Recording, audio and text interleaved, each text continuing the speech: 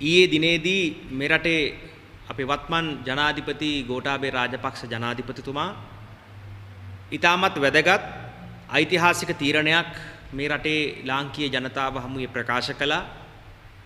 අපි දැක්කා ජනාධිපතිතුමා ඊයේ බෞද්ධ ආරක්ෂණ සභාව කැඳවා මහා සංඝරත්නයේ ඉදිරියේ ඉතාමත් පූජනීය ඓතිහාසික කටයුත්තකට මුල පුරන්න අවශ්‍ය ප්‍රකාශයක් සිදු කළා.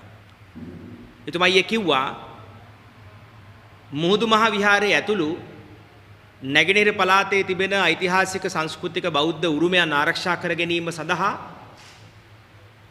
නැගෙනහිර පළාත පදනම් කරගෙන ජනාධිපති කාර්ය සාධන බලකායක් ආරක්ෂක ලේකම්තුමාගේ නායකත්වයෙන් ජනාධිපති කාර්ය සාධන බලකාය පිහිටවන්නට තමා අදහස් කරන බව එතුමා ප්‍රකාශ කළා.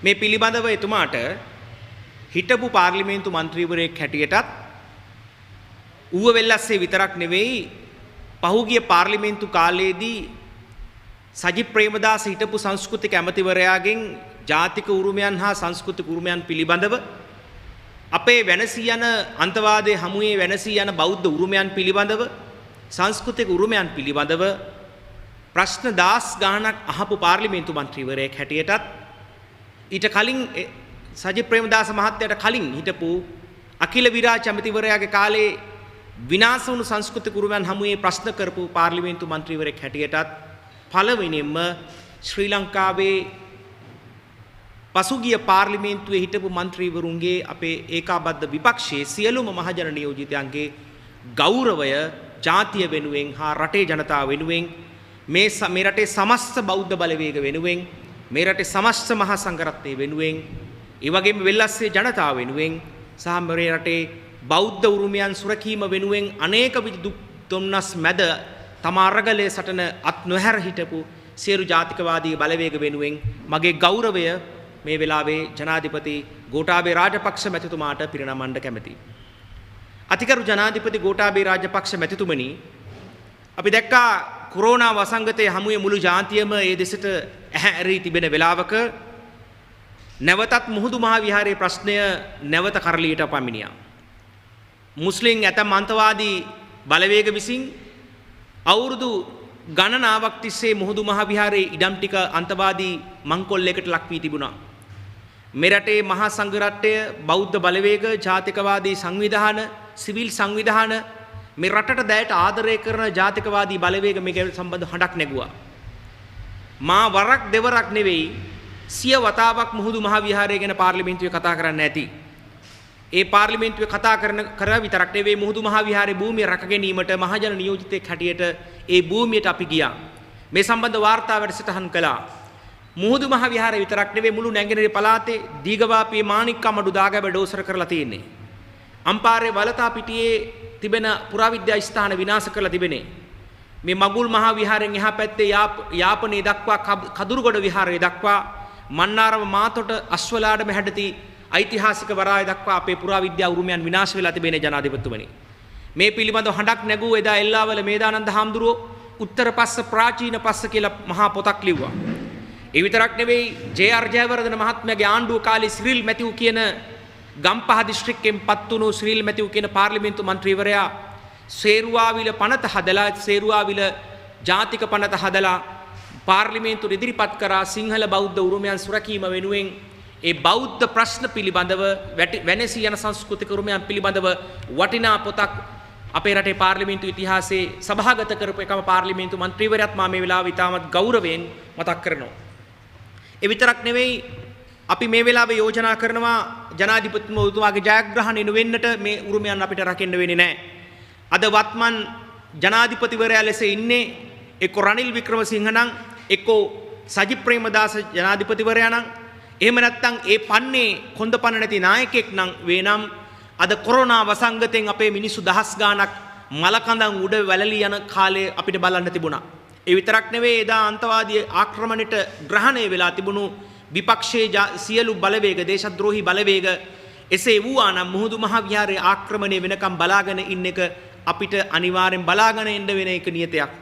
ඒ නිසා ජනාධිපති ගෝඨාභය රාජපක්ෂ නොවැම්බර් 16 පත් නොවුණා නම් මුහුදු මහා විහාරය විතරක් නෙවෙයි ඒ අපේ රටේ සංස්කෘතික උරුමයන් සුරකීමේ අරගලය අපිට ජයග්‍රහණය කරන්න වෙන්නේ නැහැ. ඒ නිසා ජනාධිපතිතුමා පත් වූවා විතරක් නෙවෙයි ඔහු නිර්භීතව මේ සම්බන්ධ ක්‍රියාමාර්ග ගැනීම පිළිබඳ අපේ නැවත ගෞරවය පළ කරන්න ඕනි. ජනාධිපතිතුමනි උතුරු නැගෙනහිර සංඝ සමාජීය හැටියට උතුරු නැගෙනහිර සංඝ සමාජීය ගොඩනැගුණා දෙසැම්බර් මාසයේ ඔබතුමාට මතක ඇති අපි හම්බුණා නොවැම්බර් මාසයේ 16 වෙනිදාන් පස්සේ ඔබතුමා හම්බෙනවා අපි ජනවාරි මාසයේ 15 වෙනිදා ඒ හම්බුනේ උතුරු නැගෙනහිර සංඝ සමාජීය හැටියට උතුරු නැගෙනහිර සංඝ සමාජීය විතරක් නෙවෙයි උතුරු නැගෙනහිර ගිහි සංඝ සමාජීය බාරකාර මණ්ඩලයේ හැටියට අපි ඔබතුමා හම්බුණා ජනවාරි මාසයේ 16 වෙනිදා 2019 නොවැම්බර් මාසයේ 16 වෙනිදාන් පස්සේ දෙසැම්බර් මාසයේ 1 වෙනිදා අපි ඓතිහාසික කටයුත්තකට මුල් පිරුවා. ඒ තමයි ත්‍රිකුණාමල නගරයේදී උතුරු නැගෙනහිර ත්‍රිනිකායක භික්ෂු බල මණ්ඩල එකතු වෙලා උතුරු නැගෙනහිර සංඝ සමාජීය ගොඩනැගුණා. ඒ සංඝ සමාජීය ගොඩනැගුණේ අපේ මහා වංශයේ සදහම් වෙන කොට්ටිආරම්පත්තු කියලා කියන ඒ විතරක් නෙවෙයි වසබ රජතුමාගේ වල්ලිපුරම් කියන රන්තහඩු ලේඛනයේ එම ප්‍රදේශයේ හඳුන්වන භාග්‍යමත් වෙරළ තීරයේ නමින් හඳුන්වන නැගෙනහිර හා උතුරු ප්‍රදේශයේ ආරක්ෂා කරලේ බෞද්ධ උරුමයන් රැක ගැනීම වස් මහා ජාතික වැඩපිළිවෙලක් නිර්මාණය කිරීම උදෙසා තමයි ඔබතුමා එදා ජනවාරි මාසේ 16 වෙනිදා ජනාධිපති මන්දිරයේදී අපි හම්බුනේ. ජනවාරි මාසේ 8 වෙනිදා ඒ දෙසැම්බර් 1 වෙනිදාන් පස්සේ ජනවාරි මාසේ 8 වෙනිදා කොළඹ විපස්සනා භාවනා මධ්‍යස්ථානයේදී අපි ඓතිහාසික කටයුත්තකට උර දුන්නා. ඒ තමයි උතුරු නැගෙනහිර මේ සංස්කෘතික උරුමයන් සුරකීම වෙනුවෙන් උතුරු නැගෙනහිර සංඝ සමාජීය ගිහි බාරකාර මණ්ඩලය එහෙම නැත්නම් බාරකාර මණ්ඩලෙ පිහිට වුණා. එතන ඉන්න මහා විද්වත් මණ්ඩලයක්.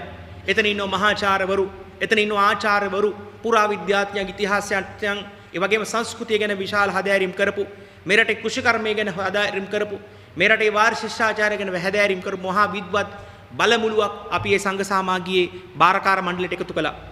ඒ සාකච්ඡාවේ ප්‍රතිඵලයක් හැටියට උරුමෙන් සංවර්ධනයේ නම් යෝජනාවලියක් ජනවාරි මාසේ 16 වෙනිදා අතිගරු ජනාධිපති ගෝඨාභය රාජපක්ෂ මැතිතුමා වෙත ලබා දුන්නා.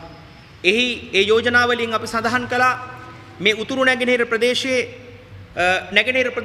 උතුරත් පදනම් කරගෙන ඓතිහාසික සංස්කෘතික මූලධර්ම මත පදනම් වූ පෙරදිග අරුණැල නම් ශ්‍රී ලංකාවේ උතුරු නැගෙනහිර ප්‍රදේශ සංවර්ධනය කිරීමේ යෝජනාවලියක්. මේ යෝජනාවලියේ අපි කරුණු තුනක් සඳහන් කරා අතිගරු ජනාධිපතිතුමනි.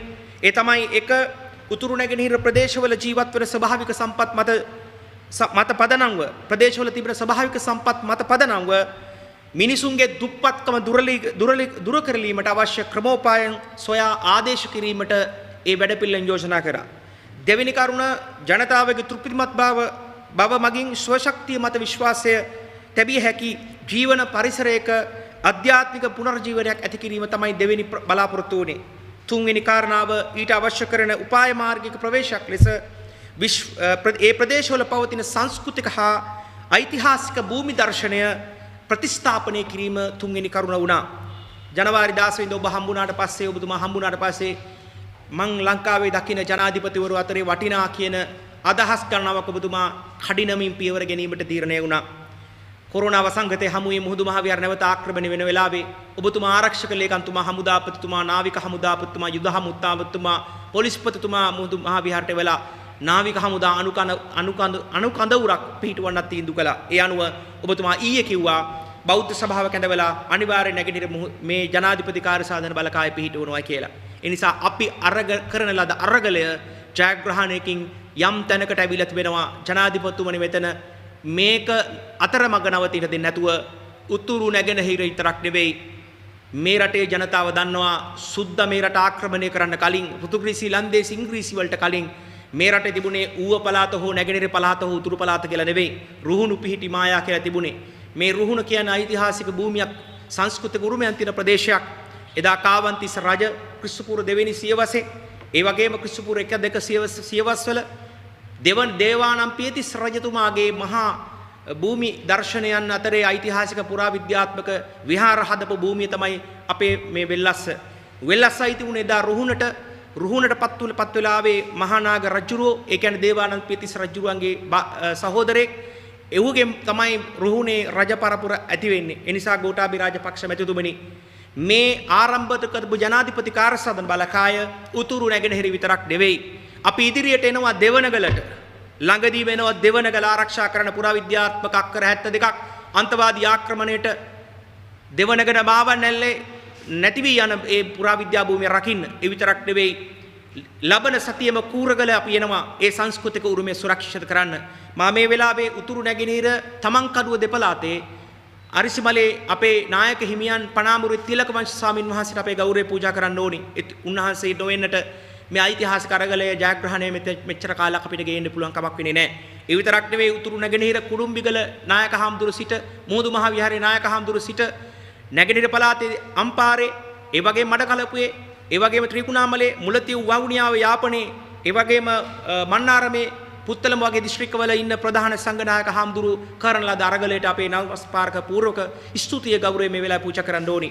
ඒ වෙලාවේ විතරක් නෙවෙයි බෞද්ධ සියලු සංවිධාන වලට අපේ ගෞරවය පූජා කරන්න ඕනි. ඒ නිසා ජනාධිපතිතුමනි ඔබතුමා ඊයේ ප්‍රකාශ නැවතත් අපි ස්තුතිය ගෞරවය පුද කරමින් මේ ඇතිවෙච්ච පුනරුදයත් මේ ඇතිවෙච්ච ජාතික හැඟීමත් මේ රටේ සංස්කෘතික ප්‍රබෝධයක් දක්වා රැගෙන යාමට බෞද්ධ පුනරුද යුගයක් දක්වා රැගෙන යන්නට නැවත මේ සීහල ඉතිහාසය අපේ රටේ ජනගත කරලා ලියලා තබන්නට ඔබතුමාට හැකියාව ලැබේවා කියලා ප්‍රාර්ථනා කරමින් උතුරු නැගෙනහිර සංඝ සාමාගී බාරකාර මණ්ඩලයේ මහලේකම්වරයා හැටියට තව දුරටත් අපි ඔබතුමා ඉතා කඩිනමින් හම්බෙලා මේ ජනාධිපති කාර්යසන්ධන බලකායට අදාළ අපේ අදහස් අපේ විද්වත් අදහස් අපේ විද්වතුන්ගේ අදහස් ලබා දීලා මේ ඓතිහාසික සංස්කෘතික උරුමය සුරක්ෂිත කිරීමේ අරගලයේ ජයග්‍රහණයකින් කෙලවර කරන්නත් අපි බලාපොරොත්තුව ඉන්න බවත් මේ මාධ්‍ය හමුවේ ප්‍රකාශ කරන්න කැමැති. බොහොමත් විසුද්ධි සියලු දෙනාටම ආයිබෝවන්.